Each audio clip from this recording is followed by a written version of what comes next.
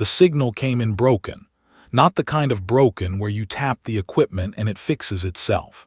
The kind of broken that sits in your stomach like swallowed glass and makes you go very, very still. I was 3 hours into a double shift when it hit our receivers. Sergeant Dara Voss, forward listening post, Kepler Station 9. My coffee was cold. My boots were wet. The translator unit was doing what I had started calling its dramatic pause routine, which meant it was either processing something enormous or it had, once again, decided to have what Corporal Pete Garrow called a full-on existential episode. It was not having an episode. "Voss," said Garrow from across the console, not looking up, "you're staring at the readout like it owes you money." "It might," I said. He finally looked up, saw my face, stopped talking. The signal was VRETH. That part was not surprising. The VRETH had been broadcasting at us for 4 years. Orbital bombardment coordinates mostly. Surrender demands that our command structure had been rejecting with increasing creativity. Once, early in the war, a transmission that our linguists believed translated roughly to "you are embarrassingly small and we find this offensive." We had rejected that one too. But this transmission was not a bombardment coordinate. It was not a demand. The translator unit cycled through its verification pass 3 times, which it only did when it was genuinely uncertain, and then it spat out a partial string on the main screen. "Flee." That was the first word. Just that one word, hanging on the screen while the rest of the translation buffered. I pulled up the signal origin on the secondary display. It was coming from the VRETH command fleet, not a scouting vessel, not a relay buoy. The command fleet. The same collection of ships that had reduced New Carthage Station to a debris field 18 months ago. The same fleet that our admirals referred to in briefings using words I will not repeat here. "Flee, flee now." The second line came through. "Something has followed us here, and it will not stop when we are gone." I sat with that for a moment. The kind of moment where the room doesn't change but something behind your eyes does. Garrow read it over my shoulder. He made a sound that was not quite a word. "Get Lieutenant Hale," I said. "Already moving," he said. I kept my eyes on the screen. Outside the station's viewport, which was scratched and slightly fogged at the lower left corner from where Private Win Colby had thrown a boot at a spider 3 weeks ago, the stars sat where stars always sat. Still. Indifferent. The VRETH fleet was out there somewhere, invisible at this distance, holding its position in the dark between us and the outer belt. Holding position. I pulled up the tactical overlay. Something was wrong with the numbers, and it took me 4 seconds to figure out what. The VRETH fleet had not moved in 3 hours and 14 minutes. No orbital adjustment. No weapons charging signatures. No communication traffic between their vessels, which was the kind of silence that a fleet that size did not produce naturally. They had gone quiet. Not strategic quiet, not the quiet of something planning. The quiet of something listening. Lieutenant Hale came through the door at a jog, half her uniform still unzipped, hair pulled back with what appeared to be a piece of wire. She was 29 and had the kind of competence that wore no decoration. She looked at the screen. She looked at me. She looked at the screen again. "When did this come in?" she said. 11 minutes ago, I said. Translator took its time. "Is it verified?" 3 verification passes. It's verified. She pulled a chair and sat down, which told me she needed a second. Hale did not sit down during active situations. Sitting down was her way of making her brain do something uncomfortable at a pace it could handle. "Something followed them," she said. Not a question. Reading it back aloud the way you repeat a math problem that came out wrong. "That's what it says. Followed them here, to our system. That's what it says. And it will not stop when they are gone." She paused. "That's not a threat. They're not telling us they'll leave a weapon behind. They're telling us whatever this thing is, it doesn't care who started what." "No," I said. It won't stop when they're gone, it'll just keep going. The room held that for a moment. Outside the viewport, the stars stayed still. Garrow came back in with a mug of something hot and handed it to Hale without being asked, which was the most emotionally intelligent thing I had ever seen him do. She took it without looking at him. Private Wen Colby had come in behind Garrow and was now standing at the edge of the room reading the screen. Colby was 22 and had joined up 11 months ago from the Ganymede agricultural sector. She had a habit of stating the obvious with such calm precision that it occasionally felt like wisdom. "They're scared," Colby said. "Yes," said Hale. "The Vreth are scared. That appears to be the situation." Colby looked out the viewport. "Of what?" Nobody answered that, because the answer was sitting right there on the screen, and none of us wanted to be the one to say it out loud. Something had followed the Vreth across whatever distance they had crossed to get here. Something that the Vreth, who had ended 3 of our colonies without noticeable effort, who had weapons systems our engineers still could not fully model, who had looked at humanity and apparently decided we were a minor inconvenience they would deal with at their leisure, something that all of that had run from, had followed them here. To us. I pulled up the fleet telemetry again. 3 hours and 17 minutes since the Vreth had moved. 3 hours and 17 minutes of silence from a fleet that had never, in 4 years of war, been silent. "They stopped firing," I said. Hale looked at me. 3 hours ago," I said, "before the transmission, they stopped firing and they stopped moving and they went quiet." "And nobody flagged it," she said. "Command probably thought it was a tactical pause." "It wasn't a tactical pause." "No," I said, "I don't think it was." Hale set down the mug. She stood up, which meant her brain had finished doing the uncomfortable thing and had arrived at a decision. She looked at the screen one more time, at those 2 lines sitting there clean and unambiguous. "Flee, flee now. Something has followed us here and it will not stop when we are gone." "I'm going to wake up command," she said. "Voss, I want a full signal log. Everything the Vreth have transmitted in the last 72 hours. Every burst, every carrier ping, every piece of traffic between their ships. I want to know when they first went quiet, and I want to know if there was anything in their communications before that, anything that looked different." "On it," I said. She walked out. Garrow started pulling logs. Colby stood at the viewport for another moment, looking out at the dark, and I noticed she had her arms crossed in a way that had nothing to do with cold. I started pulling the signal archive. 72 hours of Vreth communications. It was going to be a long night. 4 hours later, I found the anomaly, buried in the traffic from 49 hours back. One burst signal, internal Vreth fleet frequency, that the translator had initially flagged as low-priority chatter and filed away. It had not been chatter. When the translation finally came through, it was 3 words.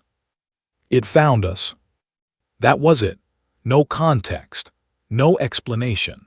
Just those 3 words transmitted at high urgency between 2 Vreth command vessels 49 hours ago, right before the entire fleet had gone from active war posture to complete silence. I stared at the translation for a long time.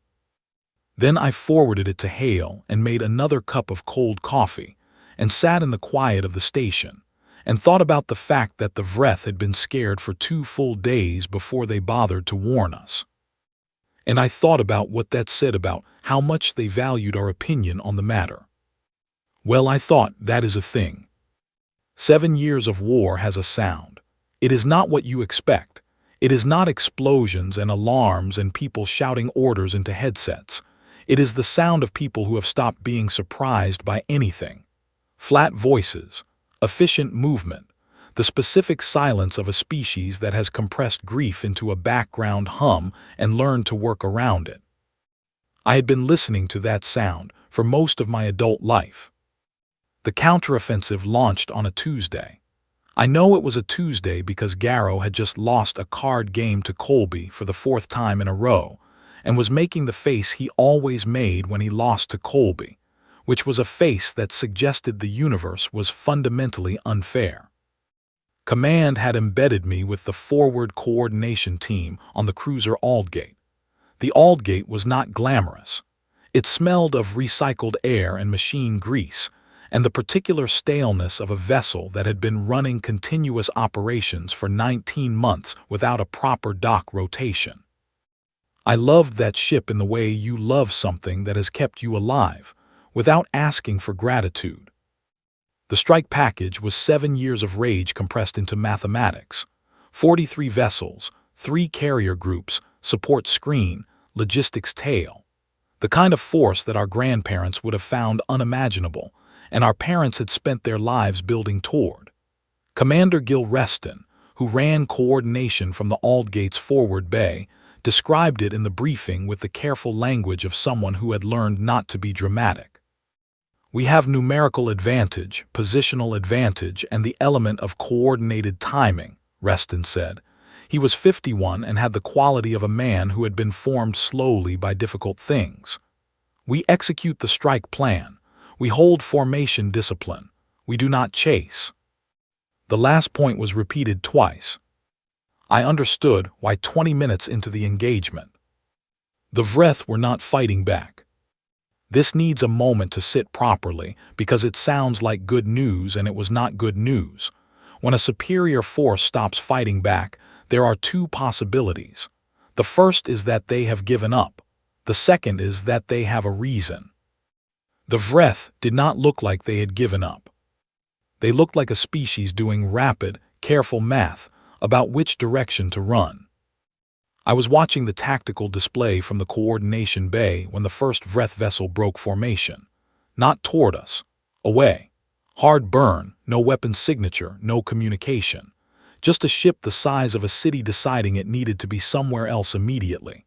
Then a second.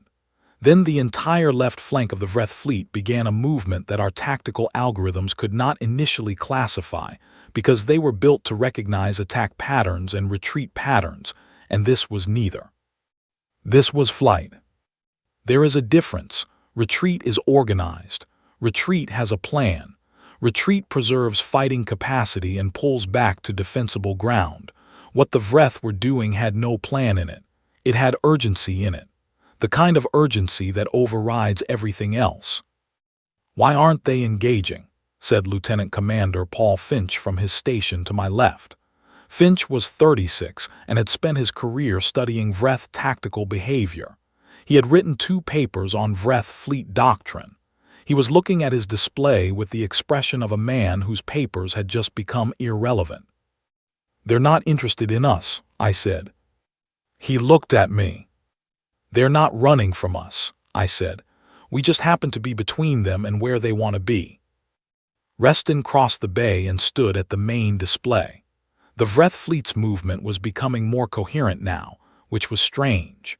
Coherent in the way that a flock of birds becomes coherent when something large moves through them. Individual panic organizing into collective direction, not because of leadership, but because they all wanted the same thing, which was to be somewhere that was not here.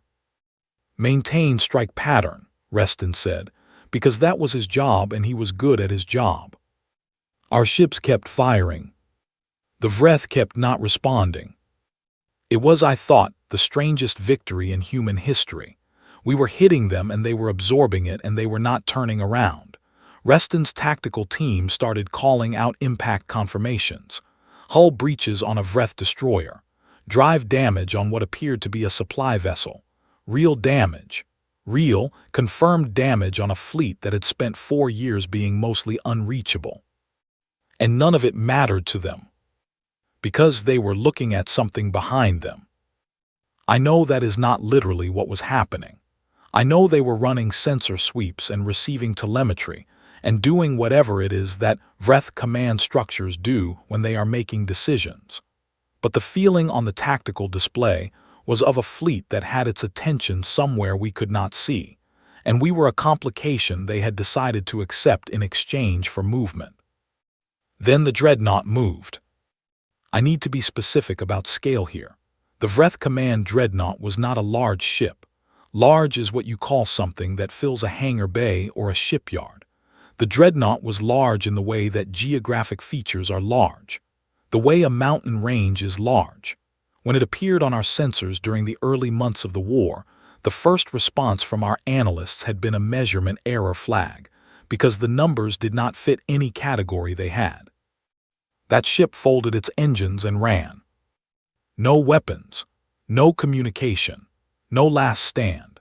It simply oriented itself away from the outer sensor boundary and burned at full capacity in that direction, and the rest of the fleet came with it the way water follows a drain, and within 40 minutes the entire Vreth force was moving away from us at a speed that our ships could not match.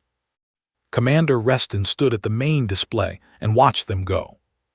"Pursuit is not viable," said Finch, reading the numbers. "No," said Reston. "We should call this a victory," said someone from the back of the bay. I did not see who said it. The voice had the slightly uncertain quality of someone who is not sure the word fits but has been taught to use it. Reston did not respond to that. I was watching the outer sensor boundary, not the Vreth fleet, the boundary itself, the edge of what our instruments could read, out past the outer belt, where space went from map to theoretical on our charts. The readings at the boundary were strange. Not wrong, not malfunctioning, strange in a very specific way, which was that they were becoming less. The sensor return from that region of space was diminishing not because our instruments were losing resolution, but because there was less information coming back, as if something out there was absorbing the signal, or as if the space in that direction was becoming less interested in being measured. "Finch," I said.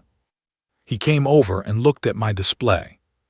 He looked at it for a long time. "That's not interference," he said. "No. That's not a Vreth jamming system. Their jamming has a signature. This doesn't have a signature." "I know. What does it have?" I thought about the right word. I thought about the 3 words I had found in the signal archive. It found us. "It has an edge," I said, "right at the outer boundary, like something is sitting at the limit of what we can see and not moving." We watched the display together. The Vreth fleet was still accelerating away. At the outer boundary, the readings continued to diminish in that very calm, very patient way. Then, at bearing 317 on the far side of the outer belt, a Vreth vessel that had fallen slightly behind the main fleet simply stopped returning sensor data. It did not explode. We would have detected an explosion. It did not broadcast a distress signal. It did not make any detectable change to its drive output or its weapons status. It was there, and then it was not there. Garrow, who had been quiet for the better part of an hour, said something very quietly from his station. I asked him to repeat it. "I said it didn't even leave debris," he said. The bay went quiet, the kind of quiet I recognized from Kepler Station 9. The kind that meant everyone in the room had done the same calculation and arrived at the same answer and nobody wanted to say it. Reston pulled up the mission log and entered the engagement summary. His hands moved steadily. He was good at his job. He was the kind of officer who wrote accurate reports even when the accuracy was uncomfortable. In the field for action type, he wrote, "Inconclusive." Colby was standing near the viewport. She had her arms crossed again. She looked at the place on the display where the Vreth vessel had been, and then she looked at the outer boundary readings, and I watched her face do something careful and internal. "It's bigger than them," she said, not to anyone specifically, just putting words on the shape of what we were all looking at. "Yes," I said. "And they came here anyway." "They didn't have a choice," I said. "Something was behind them, something they couldn't face, and we were in front of them, and we were noisy." Colby turned away from the viewport. Her face had settled into something that was not quite fear and not quite anger and sat in the uncomfortable space between them. I pulled up the outer boundary readings one more time. The edge of the diminished sensor return sat at the outer belt, patient, still. Well, I thought. That is a very large thing. Nobody slept well on the Aldgate for the 3 days following the engagement. This was not new. Nobody had slept well on the Aldgate for 19 months. But there is a quality difference between the sleeplessness of a war you understand and the sleeplessness of a war that has just revealed an additional layer you were not aware of. And the second kind sits behind your eyes in a way that is hard to describe and harder to shake. Command called it a tactical pause. 3 days to analyze engagement data, recalibrate fleet positioning, and assess Vreth withdrawal patterns. Those were the official words. The actual activity on the Aldgate during those 3 days was more accurately described as a lot of people standing very still in front of displays, speaking quietly, and occasionally going to get coffee they did not drink. The Vreth made contact on the morning of the 4th day. I was in the signal room when the transmission request came in. Not a broadcast this time. A directed, encoded, formal communication request sent on a frequency that our linguists had spent 8 months building a partial key for, because it was the frequency the Vreth used for communications they considered significant. They were asking to talk. Commander Reston assembled the response team in the main briefing bay. 14 people, Finch for tactical analysis, Dr. Caroline Webb from the linguistics unit, who was 44 and wore her hair in a tight braid, and had the quiet intensity of someone who had spent her career listening to things other people dismissed as noise. 3 junior analysts. Me, because Hale had sent a recommendation up the chain that I be included, and Reston had agreed without asking why. And then we waited for the Vreth to speak.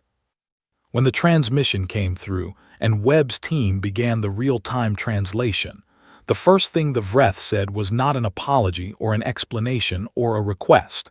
It was a question. Are you still in your system? Have you remained? Reston looked at Webb. She nodded. He replied in the affirmative. The response was a pause that lasted 47 seconds. In Vreth communication protocol, Webb had explained to us months ago, a pause of that length was the equivalent of a sharp intake of breath. They had not expected us to stay. What followed was 2 hours of the most painstaking communication I have ever witnessed.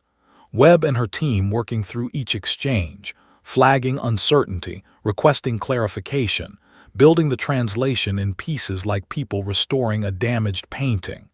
The Vreth on the other end were clearly not accustomed to asking for things, and the way they communicated showed this.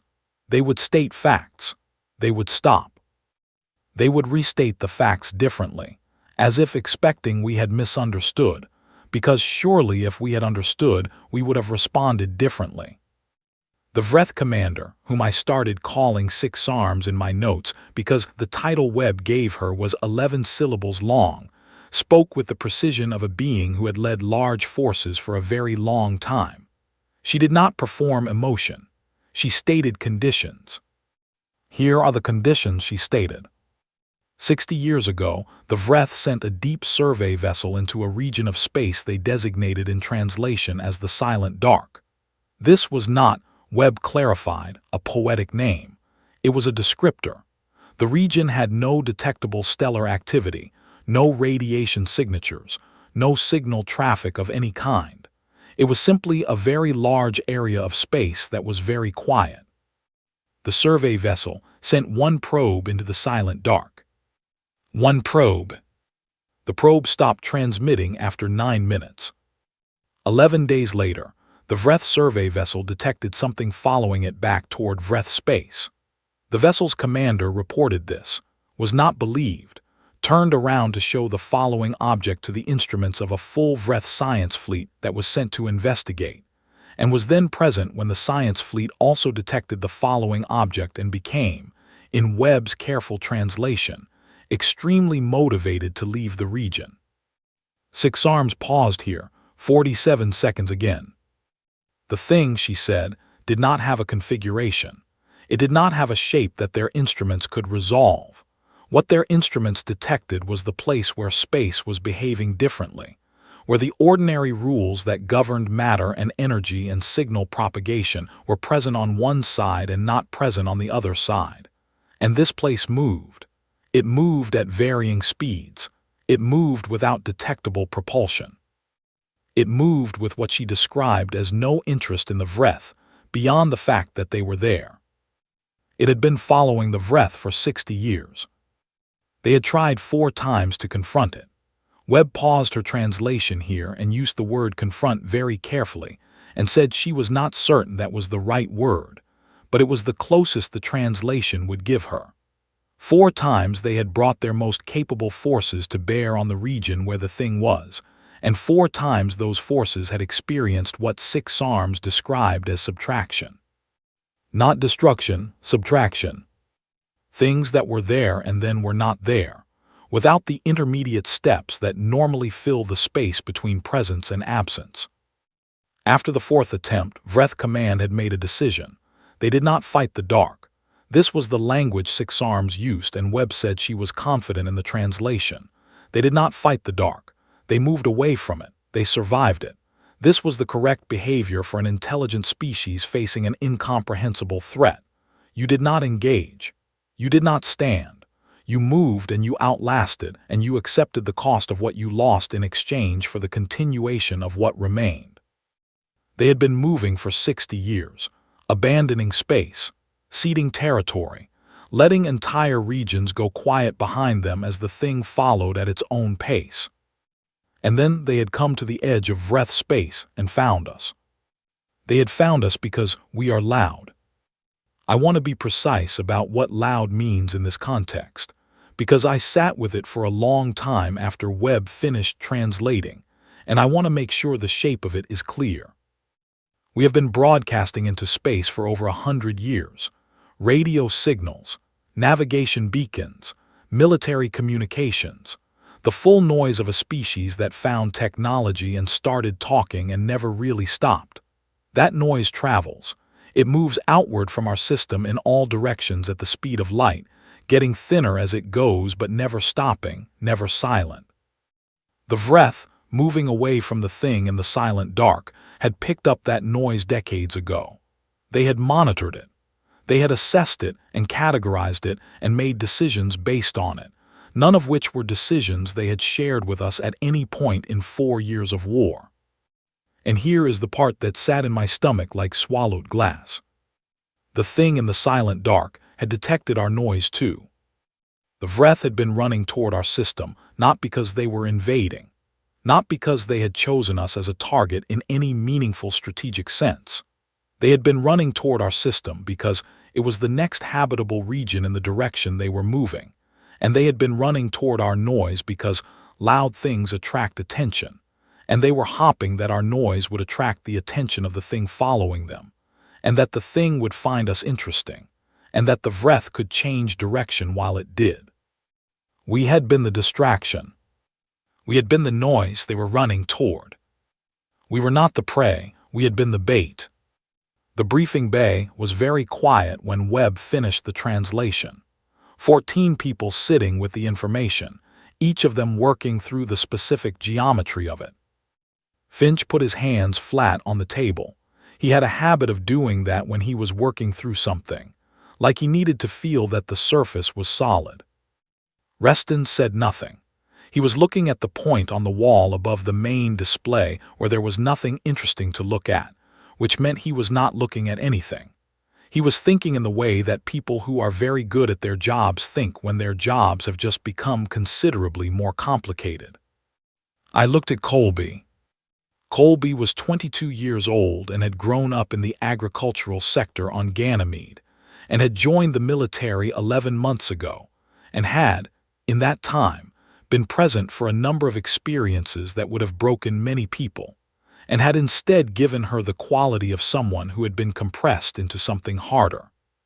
She said, "How long has it been moving toward us, since they came into our system?" Webb looked at her notes. Based on the trajectory data Six Arms provided and the sensor readings from the outer boundary, approximately 4 months. Colby nodded. She looked at the main display, where the outer boundary readings were running in a small window in the lower corner. The diminished sensor return was still sitting there, patient, at the edge of what we could see. "So it's not here for the Vreth anymore," Colby said. "No," said Webb. "Based on what Six Arms told us, its behavior has shifted. It's no longer tracking the Vreth fleet." "It's tracking us," Colby said. "That appears to be the current situation." Colby sat with that for a moment, and then she said, "All right." Just that, all right. Like someone who had been told the weather had changed and had decided to put on a different coat. I wrote it down in my notes, just those two words, because sometimes the smallest response to the largest thing is the truest one. I looked back at the display, at the outer boundary, at the patient edge of the diminished sensor return. Something enormous and old and incomprehensible had been following the Vreth for 60 years because they sent one probe somewhere they should not have. It had subtracted fleets. It had made entire regions of space go quiet. It had turned the most capable military force humanity had ever encountered into a species that understood, at a deep and fundamental level, the correct response to a thing you cannot fight. And now it was looking at us. And we had nowhere to run. I thought about what Colby had said, "All right," and I thought about the fact that she had not said it with despair or with bravado. She had said it with the flat, practical tone of someone moving to the next item on the list. That, I thought, might be the most human thing I had ever heard. The Joint Council met for the first time on the 5th day. It met in the Aldgate's secondary bay, which was larger than the briefing room and had better ventilation, a detail that mattered because 14 humans and 7 Vreth representatives in an enclosed space created an atmospheric situation that none of our environmental systems had been designed to manage. The Vreth were impressive in person. I will say that without complication. They were tall and carried themselves with the quality of beings who had never, in their entire evolutionary history, needed to wonder whether they were the most capable thing in a room. Six Arms, whose actual designation Webb had finally rendered as Fleet Commander Vrethashanna, stood at the far end of the council table and looked at us with her 6 secondary limbs folded at precise angles and her central body perfectly still. And she did it with the patience of someone who was here because they had run out of better options and knew it. I respected that kind of honesty, even when it came without words. The first 3 hours were spent on data. This is what humans and Vreth have in common. When uncertain about what to do with feelings, address information instead. Finch's team laid out the sensor data from the outer boundary. Webb's team presented their full translation of Six Arms' account from the previous day. A Vreth technical specialist, who did not appear to have a name in any format our translators could handle, and so was called 17 in my notes, because he was the 17th Vreth I had interacted with, presented the Vreth's 6 decades of data on the thing they had been running from. The data was extraordinary and terrible in equal measure. The thing had no consistent mass reading. It had no detectable energy signature in any spectrum their instruments could measure. What it did have was effect. Every instrument the Vreth had ever brought to bear on it had detected it not directly but through what it did to the space around it. Matter in its immediate vicinity behaved differently. Not dramatically, no visible distortion, no light bending, no obvious sign that anything was wrong. Just a gradual, quiet deviation from expected behavior, as if the local rules of physics were being consulted by something that had its own opinions about them. The subtraction events, the disappearance of ships and probes, and anything else that entered the affected region, left no trace, no debris, no radiation consistent with destruction. The objects were simply no longer present. The Vreth had a word for this that Webb translated as removal, and she said she was fairly confident that was accurate, and the accuracy was not comforting. After 17 finished presenting, Six Arms spoke. Webb translated immediately. You now have the same information we have, Six Arms said. We have given you everything we know. You understand what it is. You understand what it does. We ask now what your strategy is. Reston looked at Finch. Finch looked at his notes. The Vreth waited.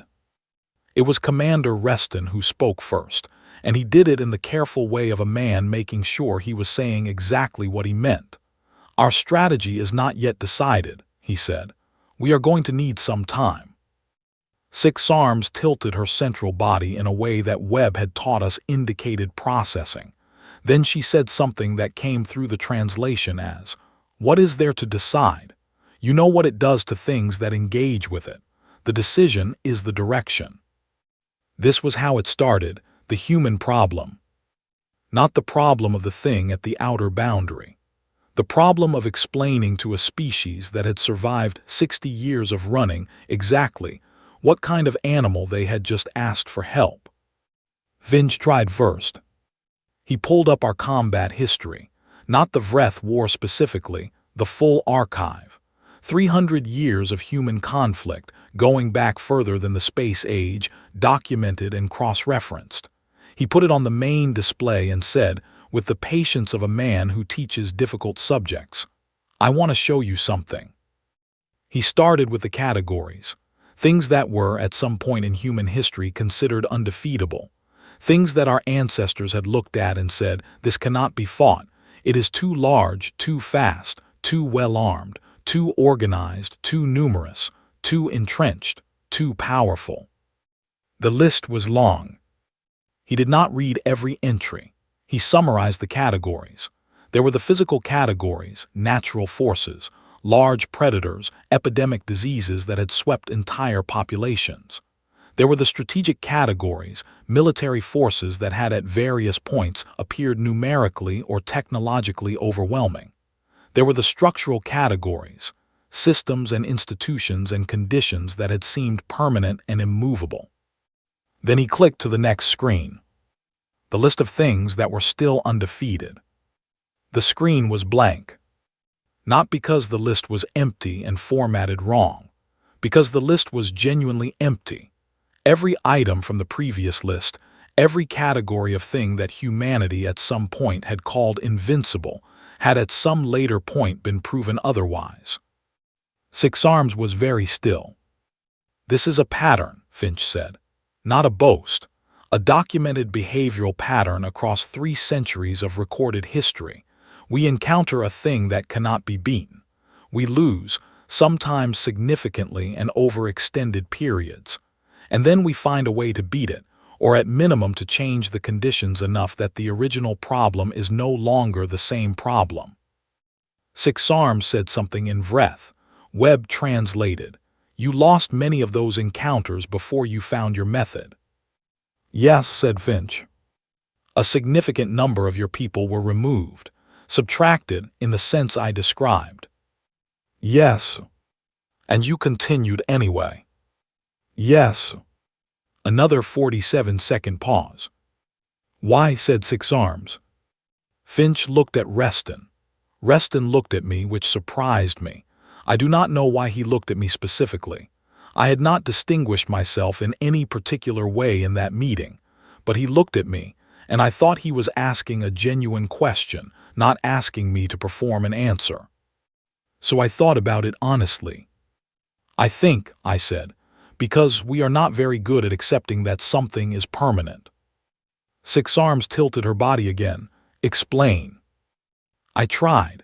I tried to explain that when a human being is told something cannot be done, there is a subset of the population that hears that and treats it as a project. Not all of us. Not most of us, probably. But enough.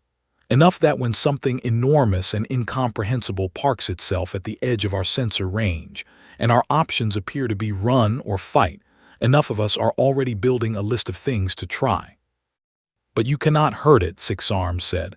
Her voice through the translator was flat and factual. She was not arguing, she was reporting a condition. "We have tried. 4 times. Each attempt resulted in subtraction. The resources, the vessels, the personnel removed, without meaningful effect on the thing itself." "Were you trying to hurt it?" said Colby. The room looked at her. She had been quiet for most of the council session, which was appropriate given that she was the most junior person in the room by a significant margin, and I think most people had adjusted to the idea that she was there to observe. She had a habit of making people adjust to that idea, and then speaking when it mattered. Six Arms turned her attention to Colby. What other purpose would an engagement have? Lots, said Colby. You can engage something without trying to hurt it. You can engage to confuse, to redirect, to create data, to do something it has not seen before and see what happens. Have you tried anything it has not seen before? Six Arms considered this. We used our most advanced weapon systems. That's not what she's asking, said Finch, and he had the tone of someone who had just understood something. She's asking whether you've tried something your most advanced weapon systems weren't designed to do, something unexpected, something that doesn't follow the logic of how your forces operate. An irrational action, said Six Arms. A human action, said Colby. The Vreth representatives conferred briefly among themselves. It was, Webb told me later, the first time in the council session that the Vreth had conferred without including us, which meant they were discussing something they weren't sure how to bring into the shared conversation. Finally, Six Arms spoke. Your species, she said, uses vocal noise during high-risk engagements. We have observed this in our analysis of your military activities. Organized vocal noise, rhythmic patterns, performed at times of maximum tactical danger. Songs, said Colby, we sing. This serves what strategic function? Colby thought about it. It makes us feel like we're doing it together, she said. Even when we're scared, it makes us feel like we're in it together. Six Arms processed this with another long pause.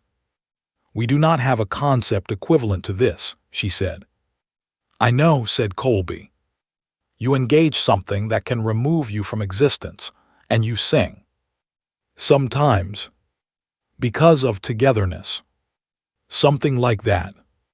Six Arms looked at the empty list on Finch's display, the blank screen where the invincible things were supposed to be. She said something in Vreth that Webb translated slowly, as if she was working through multiple possible meanings and landing on the most accurate one. You are, Webb said, a very strange species to have happened to this region of space. Yeah, said Colby, we get that a lot. The council did not produce a plan that day. Plans take time, and the kind of plan this situation required was not the kind that comes from a single meeting, but something shifted in that secondary bay. Something in the way Six Arms stood, in the angle of her secondary limbs. Something that I thought, watching it carefully, might be the Vreth version of uncertainty meeting a thing it did not know how to categorize. That evening, Finch came to find me in the signal room where I was pulling updated boundary data. He stood next to me and looked at the display for a moment. The boundary moved, he said. 2 kilometers inward, in the last 6 hours. It's patient, he said. Yes. Whatever is on the other side of that boundary is not in a hurry. No. Finch put his hands flat on the console. Old habit. We're going to have to do something it has not seen before, he said. Something that doesn't follow any logic it's encountered. In 60 years of following the Vreth, it has seen every response that an intelligent species with a survival instinct produces. It's seen organized retreat. It's seen military engagement. It's seen abandonment of territory. It's seen the whole range of what a species that wants to continue existing will do. It hasn't seen us, I said. Finch was quiet for a moment. No, he said, it hasn't. We looked at the boundary readings together. Patient Edge, still sitting there, still waiting. I thought about Colby's face when she said all right. I thought about the blank screen where the invincible things were supposed to be. I thought about the singing.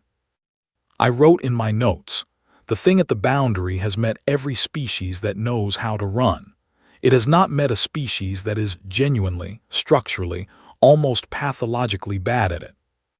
Then I closed my notes and went to find coffee and thought about what comes next. What comes next is the hard part.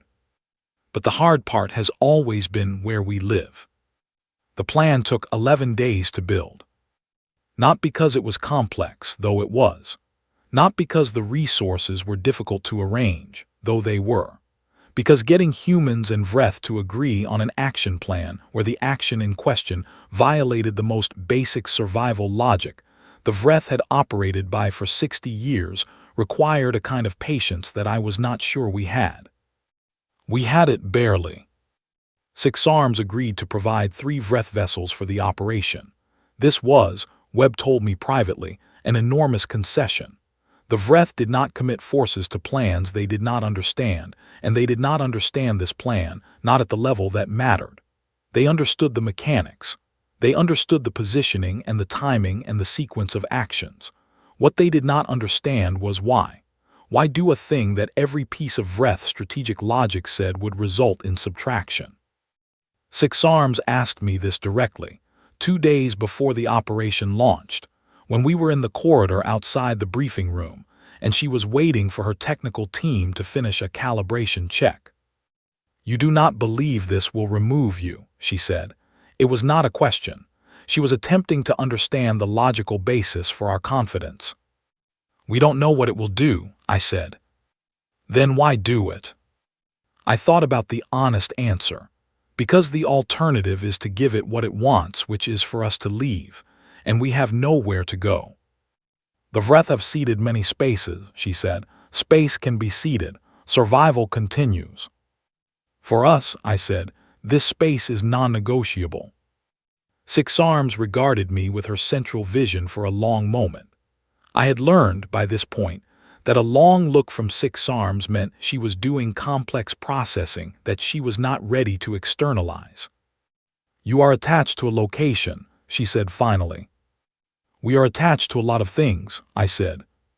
"This creates inefficiency." "Yes," I said, "it does." She turned away toward her technical team, and I thought the conversation was finished. Then she turned back and said, "The Vreth lost our homeworld. In the first decades after we detected the following, it moved through the system and our instruments detected it coming and we evacuated. We left everything. We have not returned." I did not say anything. "We made the efficient choice," she said. The way she said efficient told me everything that word was carrying. I said, "I am sorry." She tilted her body in a way that Webb had not taught me. A new angle. I did not know what it meant and I did not ask, because some expressions do not need translation. The operation launched at 400 station time. 41 human vessels, 3 Vreth, spread across a contact front of roughly 200,000 kilometers. The boundary had moved 4 times since the council meeting, each movement small, each one patient and certain. It now sat at the inner edge of the outer belt. I was coordinating from the Aldgate again. Reston was at his station. Finch was at his.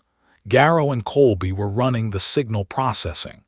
Webb had her translation team on standby for any communication the thing at the boundary might produce, because we did not know if it would communicate and we needed to be ready if it did. It had not communicated in 60 years of following the Vreth. We hoped that was a condition, not a permanent state. We hoped that doing something it had not seen before might produce something we had not seen before. The hope was fragile, we held it carefully. The first phase of the operation was the noise. Not weapons fire, not an approach, noise. Every vessel in the contact front powered its communication systems to maximum output and began broadcasting simultaneously. Not a signal, not a message, just sound, structured and rhythmic, pumped into the boundary region at the highest available power. Our engineering teams had spent 3 days designing the broadcast to be as non-standard as possible, nothing that resembled known communication protocols. Nothing the thing might already have a category for. Colby had been the one to suggest music. Not recorded music from our archives. New music, generated in real time by the ship's systems according to parameters she had written herself, which she described as organized noise that doesn't know where it's going, which was also, I thought, a reasonable description of improvisation. The Vreth had not understood this component of the plan at all. 17 had asked, with what Webb said was genuine scientific interest, whether this was a weapon or a communication attempt or a cultural ritual. Colby had said it was all three, which had produced the longest pause from a Vreth representative I had ever witnessed. The broadcast began. At the boundary, the sensor readings changed. Not dramatically, not the way you see in stories where the monster rears up and reveals itself. The change was small and specific. The rate of inward movement stopped. The boundary, which had been making its patient small advances, held its position. "It stopped moving," said Garrow, and he said it very quietly like he was afraid of being wrong. "Confirmed," said Finch. "Boundary position is static, holding for..." He watched his display 40 seconds and continuing. Reston said nothing, he was watching. The broadcast continued. The organized noise that did not know where it was going moved into the boundary region, and we watched the sensor readings, and the boundary held still, and Reston stood at his station like a man who had made an irreversible decision, and was now simply watching to see what the decision produced. Phase 2 was the approach. 6 smaller vessels, human and Vreth together, moved toward the boundary at low speed. Not weapons hot, not in attack formation. In a configuration that had no tactical precedent, because Finch had deliberately designed it to look like nothing in any doctrine of engagement that the thing might have seen. It looked, he said, like a mistake. A disorganized collection of vessels with no clear intent. Which meant it looked like us, honestly, and I said so, and Finch looked slightly offended but did not argue. The vessels moved into the outer boundary region. They did not disappear. The sensors returned their positions. The sensor return from inside the boundary was degraded, compressed, unreliable, but it was there. The vessels were still there. "Contact in 30 seconds, said the approach team leader, Lieutenant Owen Barclay, over the coordination channel. He was 28 and had a voice that did not carry anxiety well, which meant his anxiety was audible to everyone on the channel. But his hands were steady on his controls. I know because I was watching his station camera feed. Steady hands, that was enough. The sensors in the boundary region began producing output that our analysis team could not categorize. Not the absence of readings that had characterized the boundary since we first detected it. New readings, strange readings, data that the instruments were capturing, but that did not map onto any scale our systems were designed to interpret. "Something is responding," said Finch. He said it the way a scientist says something that surprises them, pure, unfiltered observation. "The sensor environment inside the boundary is changing. The thing is reacting." "To us or to the broadcast?" said Reston. "Both," said Finch. "I think both." Owen Barclay's voice came over the channel again. "We are inside the boundary. No subtraction events. I repeat, no subtraction events. All 6 vessels present and functional. The environment is a pause, strange. I cannot describe it better than that. Strange." Colby looked at me across the coordination bay. She had the expression of someone trying not to show relief prematurely, which meant she was showing it anyway. The strange readings from inside the boundary intensified. Our analysis team was working through the data as it came in, building models in real time, discarding models that did not fit, building new ones. The lead analyst, Dr. Ian Mercer, who was 40 years old and had the beard of a man who had stopped making non-essential decisions sometime in the last 8 months, called out interpretations as they formed. "The region is not empty," he said. "It has a structure. It is a very complex structure that does not match any physical model in our database. It is..." He stopped. "It is what?" said Reston. "It is aware," said Mercer. He said it with the careful voice of a scientist being as precise as possible. The structure responds to the presence of the approach vessels in a way that is consistent with awareness. It is not a passive phenomenon. It is active. It is observing. In 60 years of following the Vreth, the thing had never been described as observing them. It had followed. It had subtracted. It had moved through spaces they occupied. But in all the Vreth data, in all of Six Arms' account, there was no moment where it had stopped and looked. It was looking now. Phase 3 was what Colby had called the unreasonable part. Owen Barclay's team, inside the boundary, began the second broadcast. This one was not generated by the ship systems. This one was the 6 crews of 6 vessels, transmitting on all available frequencies, singing. I know how it sounds. 41 human vessels and 3 Vreth at the contact front were now holding position and watching the sensors and listening to 6 crews of 24 people total singing into an incomprehensible region of altered space, where an entity that had subtracted Vreth fleets was currently observing them. Six Arms, standing at a secondary console in the Aldgate's coordination bay, because she had insisted on being present for the operation, said something in Vreth that Webb translated as, "I do not have a framework for what I am watching." "Nobody does," said Colby. "That's the point." The sensor readings shifted again. The structure inside the boundary, the complex, active, aware structure, moved. Not outward, not toward the approach vessels. It shifted internally, a reorganization of whatever it was made of, and Mercer's team reported that the sensor return from inside the boundary was changing character. "The compression is decreasing," said Mercer. "The degradation of the sensor return is it's getting clearer. Whatever the boundary is doing to our instruments, it's doing it less." "It's opening," said Finch. "I would not use that word," said Mercer. "But it is, yes, becoming more transparent." Owen Barclay transmitted. "The visual is changing. I can see I am looking at my viewport and the visual from inside is changing. There is structure here. I can see edges." "Describe them," said Reston. A long pause, the kind where the person is not gathering courage but is searching for accurate language. "It looks," said Barclay, "like the space in here is thinking." That sat in the coordination bay for a moment. Then the boundary stopped.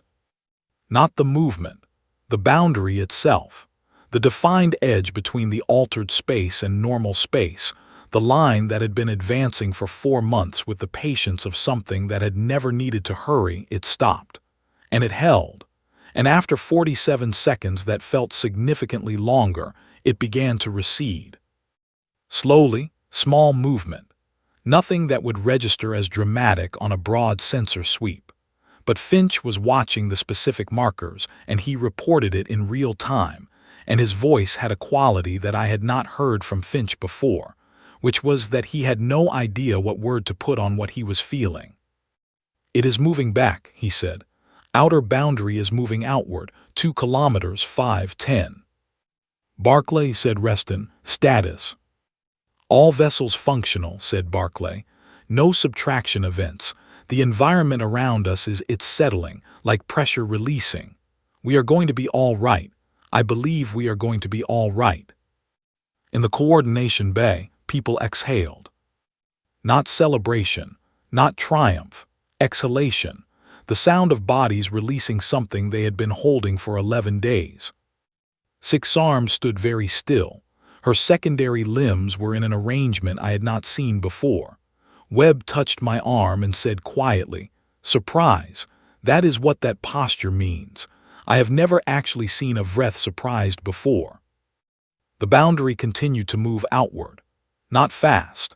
The thing did not do fast, but it moved, and it kept moving, and the sensor readings from the outer belt began to normalize, and Mercer's team reported that the structure inside the boundary was changing character in ways that suggested something important was happening in there that they would need weeks to fully analyze. What they would eventually determine, in weeks of analysis that I was present for, and that is a separate account. is that the thing at the boundary had encountered something it did not have a category for. Every species it had followed had responded to its presence with one of two behaviors. They had fled or they had made organized efforts to stop it and failed. It had experienced both of these things many times. It had a response to both. The response was to continue. We had done neither. We had moved toward it in a configuration that meant nothing and made noise that followed no pattern it recognized. And when our small vessels entered its boundary region, they had broadcast organized sound into the structure of the thing itself. And the thing had looked at us and encountered the problem. We were not recognizable. The thing that had been following the Vreth for 60 years had a model of intelligent species behavior built from 60 years of observing the Vreth. Organized, strategic, rational, operating from survival logic always, moving away from threat always, making decisions that made sense given the information available. We had made decisions that did not make sense given the information available. And the thing, encountering an intelligent species that did not behave like one, encountering something that moved toward it instead of away, that made noise instead of going quiet, that sang into its structure because a 22-year-old from Ganymede thought it might be worth trying. The thing had produced something it had apparently never produced before. It had paused to look. And in pausing, it had stopped advancing. And in stopping advancing, it had become, for the first time in 60 years, a defined thing, a thing with an edge, a thing that reacted, a thing that could be observed and measured and learned from. Defined things can be studied. Studied things can be understood. Understood things can be engaged with, on terms that are not simply the terms of something advancing and everything else retreating. The boundary moved to the outer edge of the outer belt and held there. Reston made his log entry for the day. He wrote, "Boundary advance halted. Engagement successful by non-standard method. Recommend continued contact attempts. Further analysis required." He wrote it in the voice of a man being as precise as possible, not claiming more than the data showed, not calling it a victory because it was not a victory. It was a beginning. Six Arms came to stand next to me after the session ended, and the coordination bay had begun the slow, organized process of post-operation assessment. She stood at my left and looked at the display where the boundary sat, held, patient at the outer belt. "It stopped," she said. "Yes." For the first time in 60 years, it stopped. "Yes." Because of the singing. Not only the singing, everything together, the approach, the broadcast, the fact that we did not run, the fact that we moved toward it and made noise and I stopped. "Were what?" said Six Arms. I thought about Colby saying all right. I thought about Owen Barclay's steady hands. I thought about Finch's blank screen and the long list of things that used to be invincible. "Ourselves," I said. We were just entirely, completely ourselves, and apparently that was something it had not encountered before. Six Arms was quiet for a moment. "The Vreth have a word," she said finally, "for a species that does not behave as expected. That creates problems for predictions." "What is the word?" She said it in Vreth. Webb, standing nearby, translated it carefully. The translation was, "A creature that should not be possible." I thought about that for a long time. Then I went and found Colby, who was at her station writing her post-operation report with the focused efficiency of someone who was not going to process this until she was done with the paperwork, and I sat down next to her and did the same. Outside the viewport, the stars sat where stars always sat. The boundary held at the outer belt. Patient held. For now held. And from the Aldgate's signal room, our broadcasts continued. Organized noise that did not know where it was going. Noise that kept going anyway. Into the dark, into the quiet. We kept talking. We always keep talking. That is, I think, what we are.